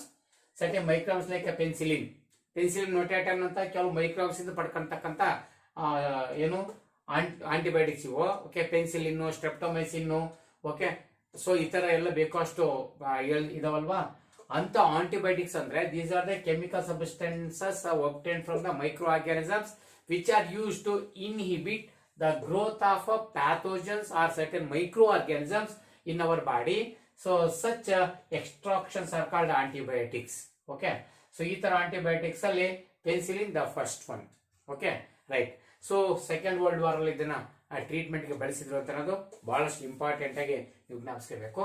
ಇಂಥ ಪೆನ್ಸಿಲಿನ್ ಅಥವಾ ಈ ಆಂಟಿಬಯೋಟಿಕ್ಸ್ ನ we can use in the treatment of so many diseases. So ಇವತ್ತು plague, okay, so plague ಅಥವಾ leprosy, so leprosy ಅಥವಾ whooping cough, so whooping cough, ನಾಯಿ ಕೆಮ್ಮು ಅಂತ. Tetanus, okay, so tetanus. So ಇಂಥವರೆಲ್ಲ ಟ್ರೀಟ್ಮೆಂಟ್ ಅಲ್ಲಿ ಇವತ್ತು ಬೇಕಷ್ಟು ಆಂಟಿಬಯೋಟಿಕ್ಸ್ ನ ಬಳಸ್ತಾ ಇದೀವಿ. ಅಂದರೆ so production of certain organic acids, which are used in various fields for various purposes, especially in the food processing and preservation of food. So many organic acids are used. So those organic acids actually they are extracted or they are prepared by using certain microorganisms, especially micro. ಈ chapter ನಮ್ಗೆ ಏನ್ use ಅಲ್ಲ, ಯಾವ micro organism ಬಳಸಿರೋ ಬಹಳ important. Micros ಯಾರು ಬಳಸಿರೋ ಅಂತ ನಿಮ್ಗೆ ನೆನಪಿರ್ಬೇಕಾಗುತ್ತೆ. ಯಾವ್ಯಾವ ಆರ್ಗ್ಯಾನಿಕ್ ಆಸಿಡ್ಸ್ ಅಂತಂದ್ರೆ ಒಂದೇದು citric acid, okay. So citric acid, acetic acid ಇವೆಲ್ಲ ಬೇರೆ ಬೇರೆ ಫುಡ್ ನ ಪ್ರಿಸರ್ವೇಶನ್, ಫುಡ್ ಪ್ರೊಸೆಸಿಂಗ್ ಎಲ್ಲ ಬಳಸ್ತಕ್ಕಂಥವು, okay. Acetic acid, butyric acid, okay. So butyric acid and then our lactic acid. ನೋಡಿ ಇವೆಲ್ಲವೂ ಕೂಡ lactic acid. So many organic acids that are prepared large scale in our industries for various processing of food activities. So ಇವನ್ನ ನಾವು microbes ಕೊಡೋದು. ನೋಡಿ citric acid, acetic acid, butyric acid, lactic acid ಎಲ್ಲ ನಮ್ಮ microbes ಇದ್ದಾರೆ. Citric acid ಒಂದು fungus ಇದೆ, Aspergillus niger. ನೋಡಿ Aspergillus niger, okay. Aspergillus niger one of a fungus. ನೋಡಿ ಇದರಿಂದ ತಯಾರು ಮಾಡ್ತಕ್ಕಂಥದ್ದು ಆಸ್ಪರ್ಜಿಲ್ಲಸ್ ನೈಗರ್ ಅಂತಕ್ಕಂಥ ಒಂದು ಫಂಗಸ್ ಇಂದ ಸಿಟ್ರಿಕ್ ಆಸಿಡ್ ಎಕ್ಸ್ಟ್ರಾಕ್ಟ್ ಮಾಡ್ತಕ್ಕಂಥದ್ದು. ಅಸಿಟಿಕ್ ಆಸಿಡ್ ನ ಅಸಿಟೋಬ್ಯಾಕ್ಟರ್ ಅಸಿಟಿ. ನೋಡಿ ಅಸಿಟೋಬ್ಯಾಕ್ಟರ್ ಅಸಿಟಿ ಅನ್ನೋ ಬ್ಯಾಕ್ಟೀರಿಯಿಂದ ತಯಾರು ಮಾಡ್ತಕ್ಕಂಥದ್ದು ಇದು ಬ್ಯಾಕ್ಟೀರಿಯಾ. ಬ್ಯೂಟಿಕ್ ಆಸಿಡ್ ಅನ್ನ ಕ್ಲಾಸ್ಟ್ರಿಡಿಯಂ ಬ್ಯೂಟಿಲಿಕಮ್, ಓಕೆ. ಕ್ಲಾಸ್ಟ್ರಿಡಿಯಂ ಬ್ಯೂಟಿಲಿಕಮ್, ಎಸ್, ಇದೊಂದು ಬ್ಯಾಕ್ಟೀರಿಯಾ. ಕ್ಲಾಸ್ಟ್ರಿಡಿಯಂ ಬ್ಯೂಟಿಲಿಕಮ್ ಇಂದ ತಯಾರು ಮಾಡ್ತಕ್ಕಂಥದ್ದು. ಲ್ಯಾಕ್ಟಿಕ್ ಆಸಿಡ್ ನಿಮ್ಗೆ ಗೊತ್ತೇ ಇದೆ, ಲ್ಯಾಕ್ಟೋಬ್ಯಾಸಿಲಸ್ ಬ್ಯಾಕ್ಟೀರಿಯಾ, ಲ್ಯಾಕ್ಟೋಬ್ಯಾಸಿಲಸ್. ಸೊ ಇವು ಬೇರೆ ಬೇರೆ ರೀತಿಯ ಬ್ಯಾಕ್ಟೀರಿಯಾಗಳು. ಸೊ ಕ್ಲಾಸ್ಟ್ರಿಡಿಯಂ ಬ್ಯೂಟಿಲಿಕಮ್, ಓಕೆ, ಬ್ಯೂಟಿಲಿಕಮ್, ಓಕೆ, ಅದು ಎಸ್. ಇವು 4 ಆರ್ಗ್ಯಾನಿಕ್ ಆಸಿಡ್ಸ್ ಸಿಇಟಿ ನೀಟಲ್ಲಿ ಬಹಳ ಸರಿ ಇವನ್ನೆಲ್ಲ ಕೇಳ್ತಿರ್ತಾರೆ. ನಮ್ಮಲ್ಲಿ ಸಿಟ್ರಿಕ್ ಆಸಿಡ್ ಒಂದು ಅಗ್ಲಲ್ಲಿ ಕೇಳ್ತಿರ್ತೀವಿ. ಯಾಕಂದ್ರೆ ನೋಡಿ ಅಸಿಟಿಕ್ ಆಸಿಡ್ಗೆ ಅಸಿಟೋಬ್ಯಾಕ್ಟರ್ ಅಲ್ಲೇ ಹೆಸರಿದೆ, ಲ್ಯಾಕ್ಟಿಕ್ ಆಸಿಡ್ಗೆ ಲ್ಯಾಕ್ಟೋಬ್ಯಾಸಿಲಸ್ ಅಲ್ಲೇ ಇದೆ, ಬ್ಯೂಟಿಕ್ ಆಸಿಡ್ಗೆ ಕ್ಲಾಸ್ಟ್ರಿಡಿಯಂ ಬ್ಯೂಟಿಲಿಕಮ್ ಅಲ್ಲೇ ಹೆಸರಲ್ಲಿ ಸಿಕ್ಬಿಡುತ್ತೆ. ಬಟ್ ಸಿಟ್ರಿಕ್ ಆಸಿಡ್ಗೆ ಸಿಗಲ್ಲ. ಹಾಗೆ ಸಿಟ್ರಿಕ್ ಆಸಿಡ್ಗೆ ಆಸ್ಪರ್ಜಿಲ್ಲಸ್ ನೈಗರ್ ಯಾವಾಗಲೂ ಎಕ್ಸಾಮ್ ಕೇಳ್ತಿರ್ತೀವಿ, ಓಕೆನಾ. ಇದನ್ನ ಬಿಟ್ರೆ 4ನೇದಾಗಿ ನಾವು enzymes. So many enzymes are used and prepared in a large scale in our industries by using microorganisms again, okay. So many, for example enzyme ಅನ್ನು ಬಳಸ್ತಾರೆ. ಈ ಲಿಪೇಸೆ ಎಂಜೈಮ್ ಇದೆಯಲ್ಲ, ಎಸ್, ನೋಡಿ ಲಿಪೇಸೆ enzyme that is used to remove the oil stains in detergent formulations, okay. Detergent formulations, okay. So lipase ಅಂತಕ್ಕಂಥ enzyme ಇದೆಯಲ್ಲ, so ಇದನ್ನ ಬಳಸ್ತಕ್ಕಂಥದ್ದು, yes, lipases. So lipases, these are enzymes that are used to remove the oil stains on the cloth in the laundry. Therefore lipases they are used in the detergent formulations. ಇಲ್ಲಿ ಒಂದು bacteria ಬಳಸ್ತಾರೆ. Bacteria ಬಗ್ಗೆ ಏನು ಇದಿಲ್ಲ. Candida ಲಿಪೋಲಿಟಿಕಾ ಅಂತಕ್ಕಂಥ ಒಂದು ಫಂಗೈಯಿಂದ ಈ lipases ಅನ್ನ ತಯಾರು ಮಾಡ್ತಾರೆ. ಸೊ ಅದನ್ನ ಡಿಟರ್ಜೆಂಟ್ಸ್ ಅಲ್ಲಿ ಬಳಸ್ತಾರೆ. ಎಸ್, ಇದನ್ನ ಬಿಟ್ರೆ ನೆಕ್ಸ್ಟ್ ಪ್ರೋಟಿಯೇಸೆ ಅಂಡ್ ಪೆಕ್ಟಿನೇಸೆ ಎರಡು ತಗೊಳ್ಳೋಣ. Protease and pectinase that are used in the to get the clarity. So clarity of a bottled juice. ನೋಡಿ ಬಾಟಲ್ಡ್ ಜ್ಯೂಸ್, ನೋಡಿ ಬಾಟಲ್ ಜ್ಯೂಸ್ ಏನು ಬೇಕಷ್ಟು ಜ್ಯೂಸ್ ಅನ್ನು ಕುಡಿತೀವಲ್ಲ, ಫ್ರೂಟ್ ಜ್ಯೂಸ್ಗಳು, ಈ ಸ್ಟೋರ್ಡ್ ಜ್ಯೂಸ್ಗಳು ಸಿಗ್ತವಲ್ಲ, ಎಲ್ಲ ಸಿಟ್ರಾ, ಥಮ್ಸ್ ಅಪ್ ಅಥವಾ ಮಾಜಾ ಅಂತ ಏನಾದ್ರು ಜ್ಯೂಸ್ ಸಿಗ್ತವಲ್ಲ ಮಾರ್ಕೆಟ್ ಒಳಗಡೆ. ಸೊ ಇವೆಲ್ಲ ಜ್ಯೂಸ್ಗಳು ಆ ಬಾಟ್ಲಲ್ಲಿ ಎಷ್ಟು ಕ್ಲಾರಿಟಿ ಇದೆ, ಎಷ್ಟು ಕ್ಲೀನ್, ಒಂದು ಕಸ ಒಂದು ಕಡ್ಡಿನೂ ಕೂಡ ಇಲ್ಲ. ಅದೇ ನಾವು ಮನೆಯಲ್ಲಿ ಶರ್ಬತ್ ಅನ್ನು ಮಾಡಿದ್ರೆ ಅಥವಾ ಮಾವಿನ ಜ್ಯೂಸ್ ಅನ್ನು ಮನೆಗೆ ತಯಾರು ಮಾಡಿದ್ರೆ ಅದರೊಳಗೆಲ್ಲ ಕೂದಲಂಗೆ ಕಸಕಸದಂಗೆ ಅಥವಾ ಏನೆಲ್ಲ ದಾರದಂಗೆಲ್ಲ ಇರುತ್ತವೆ, ಎಷ್ಟೇ ಸೋಸಿದ್ರು ಬಟ್ ಈ ಬಾಟ್ಲಲ್ಲಿ ಈ ಜ್ಯೂಸಲ್ಲಿ ಯಾಕಿರಲ್ಲ ಅಂದ್ರೆ ಅದ್ರೊಳಗಿರೋದೆಲ್ಲದೂ ಕೂಡ ನೋಡಿ ಪೆಕ್ಟಿನ್ ಅನ್ನ ಅಥವಾ ಪ್ರೋಟೀನ್ ಇರ್ತಕ್ಕಂಥವನ್ನ ಅವನ್ನೆಲ್ಲ ಪೂರ್ತಿ ಡೈಜೆಸ್ಟ್ ಮಾಡ್ಲಿಕ್ಕೆ ನಾವು ಈ ಪ್ರೋಟಿಯೇಸೆ ಮತ್ತೆ ಪೆಕ್ಟಿನೇಸೆ ಎಂಜೈಮ್ ಬಳಸ್ತೀವಿ. ಈ ಪ್ರೋಟಿಯೇಸೆ ಪೆಕ್ಟಿನೇಸೆಗಳು ಈ ಬಾಟಲ್ ಜ್ಯೂಸ್ ಅನ್ನ ಕ್ಲೀನ್ ಮಾಡಿ ಸ್ವಚ್ಛ ಮಾಡ್ಕೊಡ್ತವೆ. So that is the function. So ಹೀಗೆ ಲಿಪೇಸೆ, ಪ್ರೋಟಿಯೇಸೆ, ಪೆಕ್ಟಿನೇಸೆ, ಮತ್ತೊಂದನ್ನು ಇಲ್ಲಿ ನಾನು ನೋಟ್ ಮಾಡ್ಬಿಡ್ತೀನಿ, ಸ್ಟ್ರೆಪ್ಟೋಕೈನೇಸೆ. ಎರಡು ಕಡೆ ಬೇಕೀಗ, ಸ್ಟ್ರೆಪ್ಟೋಕೈನೇಸೆ ಬಹಳಷ್ಟು ಇಂಪಾರ್ಟೆಂಟ್. ಎರಡು ಕಡೆ ಬೇಕು ನನಗೆ. ಈಗ ಎಂಜೈಮ್ಸ್ ಅಲ್ಲಿ ಮಾಡ್ತಾ ಇದ್ದೀನಿ. ಇದು ಸ್ಟ್ರೆಪ್ಟೋಕಾಕಸ್ ಬ್ಯಾಕ್ಟೀರಿಯಾ ಪಡ್ಕೊಂತಕ್ಕಂಥ ಎಂಜೈಮ್ ಸ್ಟ್ರೆಪ್ಟೋಕೈನೇಸೆ, ಮರಿಬೇಡಿ. So it is very important. ಯಾಕಂದ್ರೆ ಇದನ್ನ ಕ್ಲಾಟ್ ಬಸ್ಟರ್ ಅಂತ ಕರೀತಾರೆ, ಕ್ಲಾಟ್ ಬಸ್ಟರ್. ಯಾಕಂದ್ರೆ it is use to remove the blood clots. So streptokinase it is use to remove the blood clots from the blood, especially at the time of a heart attack, severe heart attack, myocardial infarction. Okay, ನೋಡಿ ಅಲ್ಲಿ myocardial infarction. Okay, myocardial infarction ಅಂದ್ರೆ severe attack ಆಗ್ತಕ್ಕಂಥದ್ದು, heart attack. ಅಂತ heart attack ಆದಾಗ blood ಎಲ್ಲಿ ಬೇಕಲ್ಲಿ clot ಆಗ್ಬಿಡುತ್ತೆ. ಅಂತ ಕ್ಲಾಟ್ಗಳನ್ನ ಇಮಿಡಿಯೇಟ್ ಆಗಿ ತೆಗೆದು ಮತ್ತೆ ಬ್ಲಡ್ ಸರ್ಕ್ಯುಲೇಷನ್ ಸರಾಗೋಗಿ ನಡೆಯಂಗ್ ಮಾಡ್ಲಿಕ್ಕೆ ಈ ಬಳಸ್ತಕ್ಕಂಥದ್ದು ಸ್ಟ್ರೆಪ್ಟೋಕೈನೇಸೆ ಎಂಜೈಮ್. ಇದನ್ನ ಸ್ಟ್ರೆಪ್ಟೋಕಾಕಸ್ ಅನ್ನ ಬ್ಯಾಕ್ಟೀರಿಯಿಂದ ಪಡ್ಕೊಳ್ತಕ್ಕಂಥದ್ದು. ಹಾಗೆ ಮೈಕ್ರೋಬ್ಸ್ ಎಲ್ಲೆಲ್ಲಿ ಹೆಲ್ಪ್ ಮಾಡ್ತಾವೆ ನೋಡಿ, ಲಿಪೇಸೆ ಹೇಳಿದೆ, ಕ್ಯಾಂಡಿಡಾ, ಲಿಪೋಲೇಸೆ ಅಂತಕ್ಕಂಥ ಎಂಜೈಮ್, ಲಿಪೋಲೈಟಿಕ್ಸ್ ಅಂತಕ್ಕಂಥದ್ದು, ಅದೇನು ಹೆಸರಿಲ್ಲ. ಪ್ರೋಟಿಯೇಸೆ, ಪೆಕ್ಟಿಯೇಸೆ ಬೇಕಷ್ಟು, ಇವನ್ ಬೇರೆ ಬೇರೆ ಮೈಕ್ರೋಬ್ಸ್ ಅಂತ ಕರ್ತೀವಿ. ಸ್ಟ್ರೆಪ್ಟೋಕೈನೇಸೆ, ಸ್ಟ್ರೆಪ್ಟೋಕಾಕಸ್ ಇಂದ ಇವೆಲ್ಲ ಎಂಜೈಮ್ಸ್ ಬಳಸ್ತೀವಿ. ಇದು 4ನೇದು. ಇನ್ನು 5ನೇ ಯೂಸ್ ಅನ್ನ ಹೇಳ್ಬಿಡ್ತೀನಿ. ಇಂಡಸ್ಟ್ರಿಯಲ್ಲೇ ನೋಡಿ ಎಷ್ಟೊಂದು ದೊಡ್ಡದಾಗಿ ಸೂಪರ್ ಕೇಳಬಹುದು ಎಕ್ಸಾಮ್ಗೆ. ಸೊ 5ನೇದಾಗಿ ಏನ್ ಪಾಯಿಂಟ್ ನಾವು ಡಿಸ್ಕಸ್ ಮಾಡ್ಬಂದ್ರೆ bioactive molecules, very important. So bioactive molecules, in the production of bioactive molecules.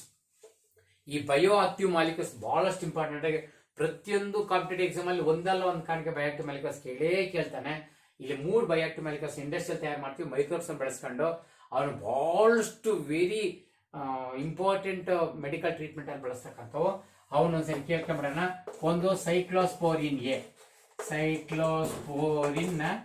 A ಅಂತಕ್ಕಂಥದ್ದು, ಇದು ಒಂದು ಇಂಪಾರ್ಟೆಂಟ್ ಆಗಿ. ಇನ್ನು 2ನೇದು ಸ್ಟ್ಯಾಟಿನ್ಸ್. ಸ್ಟ್ಯಾಟಿನ್ಸ್. 3ನೇದು ಅಗೇನ್ ನಾನು ಆಗ ಹೇಳಿದಂಗೆ streptokinase. Okay, streptokinase. So these are bioactive molecules that are used in medical treatment. ಸೊ ವೆರಿ ಕ್ರೂಸಿಯಲ್ ಟ್ರೀಟ್ಮೆಂಟ್ಗಳಲ್ಲಿ ಇವನ್ನ ಬೇಕಾಗುತ್ತೆ ನಮಗೆ.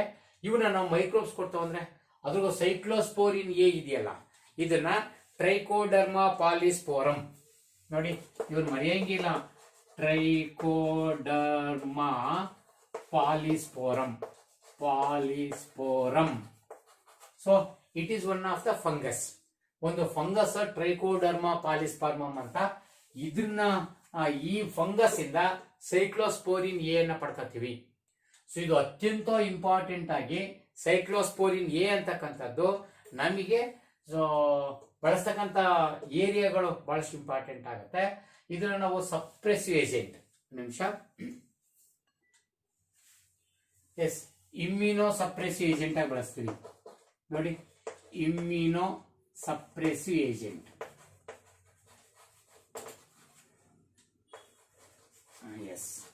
ನೆನಪಿರ್ಲಿ. ಇಮ್ಯುನೋ ಸಪ್ರೆಸಿವ್ ಏಜೆಂಟ್ ಆಗಿ ಯಾರನ್ನ ಸೈಕ್ಲೋಸ್ಪೋರಿನ್ ಎ ಬಳಸ್ತೀವಿ. Cyclosporin A very good drug for immunosuppressive agent at the time of organ transplantation. Organ transplantation ಬೇರೆ ಯಾವ್ದೋ ಕಿಡ್ನಿನೋ ಕಣ್ಣನ್ನೋ ಬೇರೆ ಯಾವ್ದೋ ಒಂದು ಆರ್ಗನ್ ಅನ್ನ ಇನ್ನೊಬ್ರಿಗೆ ಹಾಕಿದ್ರೆ ಹಾಕಿದಂತ ಆರ್ಗನ್ ಇರ್ತಕ್ಕಂಥ ಆಂಟಿಜೆನ್ಸ್ ಈ ಹೋಸ್ಟ್ ಮಾಡಿರೋ ಆಂಟಿಜೆನ್ಸ್ಗೆ ಏನಾದ್ರೂ ಮ್ಯಾಚ್ ಆಗ್ಲಿಲ್ಲ ಅಂದ್ರೆ ಆವಾಗ ಅಲರ್ಜಿ ಸ್ಟಾರ್ಟ್ ಆಗ್ಬಿಡ್ಬೋದು. ಸೊ ಬಹಳ ದೊಡ್ಡ ಪ್ರಾಬ್ಲಮ್ಗೆ ಪ್ರಾಬ್ಲಮ್ಗೆ ಕಾರಣ ಆಗ್ಬೋದು. ಅಂತ ಅಲರ್ಜಿ ಟೈಮಲ್ಲಿ ಅವನ್ನ ಸಪ್ರೆಸ್ ಮಾಡ್ಲಿಕ್ಕೆ, ಸೊ ಆ ಫಾರಿನ್ ಆಂಟಿಜೆನ್ಗಳನ್ನ ಸಪ್ರೆಸ್ ಮಾಡ್ಲಿಕ್ಕೆ ಸೊ ಸೈಕ್ಲೋಸ್ಪೋರಿನ್ ಏನ್ ಬಳಸೋದು ಅಂದ್ರೆ ಅಲರ್ಜಿನ ಅದನ್ನ ಕಂಟ್ರೋಲ್ ಮಾಡ್ಲಿಕ್ಕೆ ಸೈಕ್ಲೋಸ್ಪೋರಿನ್ ಏನ್ ಬಳಸ್ತಾರೆ. ಆರ್ಗನ್ ಟ್ರಾನ್ಸ್ಪ್ಲಾಂಟೇಶನ್ ಅಲ್ಲಿ ಇದು ಆಗ್ತದೆ. ಇಂಥ ಮಹತ್ವದ ಔಷಧಿ ಸೈಕ್ಲೋಸ್ಪೋರಿನ್ ಏನ್ ನಮ್ಮ ಮೈಕ್ರೋಬ್ಸ್ ಕೊಡ್ತವೆ, ಟ್ರೈಕೋಡರ್ಮಾ ಪಾಲಿಸ್ಪೋರಂ ಅಂತಕ್ಕಂಥದ್ದು. ಇನ್ನು ಸ್ಟ್ಯಾಟಿನ್ಸಿ ಬನ್ನಿ. ಸ್ಟ್ಯಾಟಿನ್ಸಿ ಬಂದ್ರೆ ಮೊನಾಸ್ಕಸ್ ಪರ್ಪೂರಿಯಸ್ ಅಂತ ನೋಡಿ. ಮೊನಾಸ್ಕಸ್ ಪರ್ಪೂರಿಯಸ್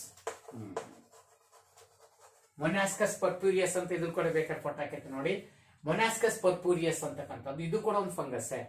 ಸೊ ಇದೇನಿದೆಯಲ್ಲ ಇದರಿಂದ ನಾವು ಸ್ಟ್ಯಾಟಿನ್ಸ್ ಅಂತಕ್ಕಂಥ ಒಂದು ಬಯೋಆಕ್ಟಿವ್ ಮಾಲಿಕ್ಯೂಲ್ ಅಥವಾ ಔಷಧಿ ತಗೊಂತೀವಿ.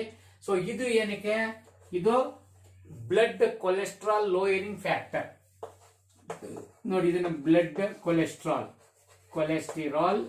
ಓಕೆ ಲೋಯರಿಂಗ್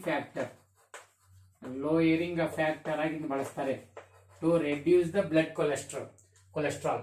ಏನ್ ನಮ್ಮ ಬ್ಲಡ್ ಅಲ್ಲಿ ಕೊಲೆಸ್ಟ್ರಾಲ್ ಕಂಟೆಂಟ್ ಜಾಸ್ತಿ ಆದ್ರೆ ಅದನ್ನ ಕಡಿಮೆ ಮಾಡ್ಲಿಕ್ಕೆ ಈ ಸ್ಟ್ಯಾಟಿನ್ಸ್ ಅನ್ನು ಬಳಸ್ತೀವಿ. ಸೊ ಈ ಸ್ಟ್ಯಾಟಿನ್ಸ್ ಅನ್ನು ನಾವು ಕೊಡ್ತಕ್ಕಂಥ ಒಂದು ಫಂಗಸ್ ಮೊನಾಸ್ಕಸ್ ಪರ್ಪೂರಿಯಸ್ ಅಂತಕ್ಕಂಥದ್ದು. ಇನ್ನು ಸ್ಟ್ರೆಪ್ಟೋಕೈನಸ್ ಆಗಲೇ ಎಂಜೈಮ್ಸ್ ಅಲ್ಲಿ ಇದನ್ನೇ ಬಳಸಿದ್ವಲ್ಲ, ಸ್ಟ್ರೆಪ್ಟೋಕಾಕಸ್. ಯಾರೋ ಸ್ಟ್ರೆಪ್ಟೋಕಾಕಸ್ ಇಂದ ಪಡ್ಕಂತ ಹೇಳಿವಿ. ಸೊ ಇದು ಏನಾಗಲೇ ಹೇಳಿದ್ವಿ, clot buster. Okay, to remove the clots from the blood. So ಅದಕ್ಕೆ ಕ್ಲಾಟ್ ಬಸ್ಟರ್ ಆಗಿ ಬಳಸ್ತೀವಿ. At the time of myocardial infarction, heart attack ಆದಾಗಂತ. ಈ ಮೂರನ್ನು ಕೂಡ ತುಂಬಾ ಸರಿ ಎಕ್ಸಾಮ್ ಕೇಳ್ತಾರೆ. ಎಷ್ಟೊಂದು ಜನ ಕೇಳ್ತಾರೆ ಅಂತಂದ್ರೆ ಈ ಮೂರು ಕರೆಕ್ಟ್ ಆಗಿ ಗೊತ್ತಿರ್ಲಿ. ಓಕೆ, CET ನೀಟಲ್ಲೆಲ್ಲ ಕೆಲವು ಟೈಮ್ ಏನ್ ಮಾಡ್ತಾರೆ ಅಂದ್ರೆ ಇವನ್ನೇ ಡ್ಯಾಶ್ ಕೊಟ್ಬಿಟ್ಟಿರ್ತಾರೆ. ಈ ಸೈಕ್ಲೋಸ್ಪಾರಿನ್ ಎ ಕೊಟ್ಟಿರಲ್ಲ ಅವರು, ಅಥವಾ ಈ ಮೊನಾಸ್ಕಸ್ ಪರ್ಪೂರಿಯಸ್ ಅನ್ನೇ ಕೊಟ್ಟಿರಲ್ಲ, ಅಥವಾ ಈ ಬ್ಲಡ್ ಕ್ಲಾಟ್ ಬಸ್ಟರ್ನೇ ಕೊಟ್ಟಿರಲ್ಲ. ಅಲ್ಲೆಲ್ಲ ಅವ್ರು ಏನ್ ಮಾಡ್ಬಿಡ್ತಾರೆ ಅಂದ್ರೆ ಇಲ್ಲಿ ಸುಮ್ಮನೆ ಎ, ಇಲ್ಲಿ ಬಿ, ಇಲ್ಲಿ ಸಿ, ಹಾಗೆ ಇನ್ನೊಂದು ಯಾವ್ದೋ ತಗೋದು ಡಿ ಅಂತಾನೆ ಇಟ್ಟಿರ್ತಾರೆ. ಅವಾಗ ABCD ನೀವು ಕರೆಕ್ಟ್ ಆಗಿ ಲೇಬಲ್ ಮಾಡ್ಬೇಕಾಗತ್ತೆ ನೀಟು CET ಅಲ್ಲೆಲ್ಲ. ಅದಕ್ಕೆ ಅಲ್ಲೆಲ್ಲ ತುಂಬಾ ಇಂಪಾರ್ಟೆಂಟ್ ಇರುತ್ತೆ. ದಯವಿಟ್ಟು ಇದನ್ನ ನೋಡ್ಕೊಳ್ಳಿ. This is about the uses of microbes in an industrial field. So this much is enough for today's work. Okay, so ಸಾಕು. ಮುಂದೆ ನಾವು ಇದೇ ಚಾಪ್ಟರ್ ಇನ್ನು 2 ಪೀರಿಯಡ್ ಮೋಸ್ಟ್ಲಿ ಸಾಕಾಗತ್ತೆ. ಇದನ್ನ ಬೇಗ ಮುಗಿಸೋಣ. Okay, thank you friends, thank you.